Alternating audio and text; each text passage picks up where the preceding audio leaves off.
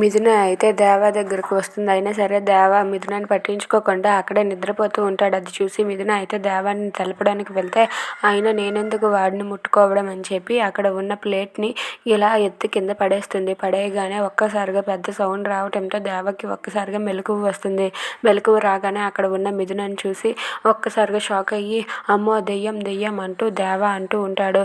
ఇక అక్కడే ఉన్న మిథునని చూసి ఓ నువ్వేనా, నేనేదో దెయ్యం అనుకున్నాను, ఆయన ఇదేంటిది ఒక్కసారి సడన్గా ఇక్కడ ఊడిపడ్డావు, అమ్మో నేను నిజంగా దెయ్యమేమో అనుకున్నాను, నిన్ను చూస్తే దెయ్యంలాగే కనిపిస్తున్నావు అని చెప్పి అంటూ ఉంటాడు. అది వినగానే మిథున అయితే చాలా కోపంతో రగిలిపోతూ ఉంటుంది.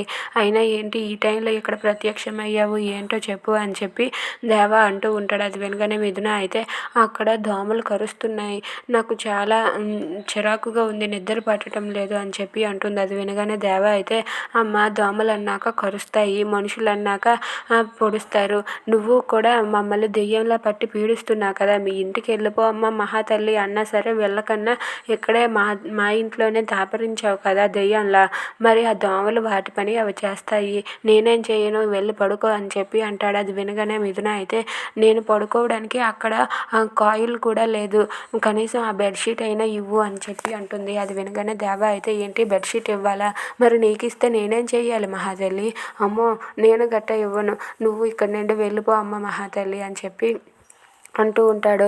అది వినగానే అక్కడ ఉన్న మిథున అయితే ఏంటి నాకు నిద్ర పట్టడం లేదు, దోమలు కరుస్తున్నాయంటే వెళ్ళి ఎలా పడుకోగలను, పడుకోలేను కదా, కనీసం జాలి కూడా లేదా నీకు అని చెప్పి అంటుంది. అది వినగానే దేవా అయితే జాలా నీ మీద, నాకు అస్సలు లేదని చెప్పి అంటాడు. Please subscribe.